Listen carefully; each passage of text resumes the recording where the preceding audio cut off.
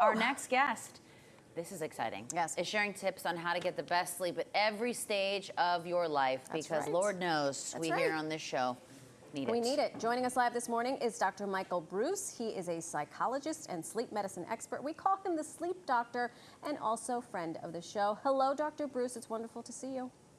Good morning, ladies. How are you? Tired. Jinx. Okay, so please give us just first and foremost some general guidelines, such as how does our sleep affect our overall health, because we know there's a direct correlation, and then what factors affect how much sleep we need based on, I guess, which stage of life we're in. Sure, absolutely. So the thing to remember is sleep affects every organ system and every disease state. Literally everything you do better with a good night's sleep. And so when we get poor sleep, or what's called sleep deprivation, meaning not the quantity or the quality of sleep that we're looking for, it has all kinds of effects. If you've got a cold, it makes the cold worse. If you've got diabetes, it makes the diabetes worse. If you've got depression, it makes the depression worse. Like literally every single thing you do better with a good night's rest. With a good night's sleep.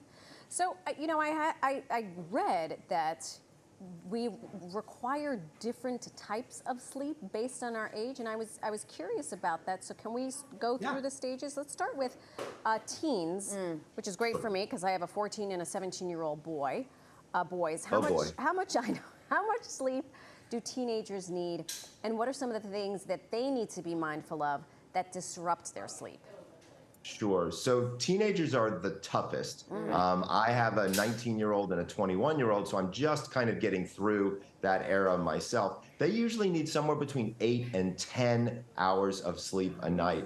But the problem is their internal biology wants them to stay up late and sleep late. I don't know about your kids, but mine wanted to stay up until 2 and sleep until 12. And, you know, Monday mornings was awful. Oh, gosh. Oh, right? Gosh. Trying to get them going. And it's really not their fault. Also, to be fair, they've got more homework now. Right. They've got more schedules now, sports, theater, whatever activities that they're doing. Also, technology is very different now than it was when I was a kid. And so technology is all over the place. And so those are some of the hazards that we have there. I will tell parents one thing.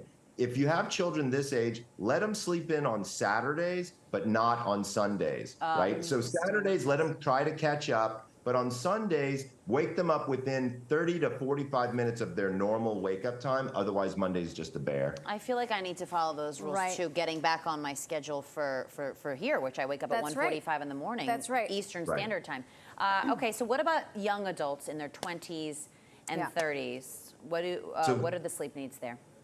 So this is actually your best time for sleep. You have all of your hormones are up and running, testosterone, estrogen, progesterone, melatonin, all of it's working really, really well. And so you actually don't need as much sleep as you did when you were a teenager. So this is where we kind of fall into that, you know, somewhere between 8 and 9 hours of sleep can be pretty good. Even 7 to 9 hours of sleep will fall into this category quite well. But this is really where you're going to get your best sleep. But towards the end of your 20s, beginning of your 30s, this is when a lot of people are having families. And so that adds a whole new stressor with baby on board or baby in the house in terms of sleep as well. So sometimes that can get a little mixed up. Also, this is usually the time when people are kind of forming their careers, and that's where they have the most stress. So they're working harder, working longer hours. So this is really the time when people need to pay attention to getting enough sleep. Remember, it's not just a quantity game, it's also a quality game. It's the type of sleep you get. So maybe I fell asleep in the booth last night for a hard 20 minutes. I was drooling and everything. It was, there was the best 20 minutes sleep I've had in a long time. Good for you. Okay.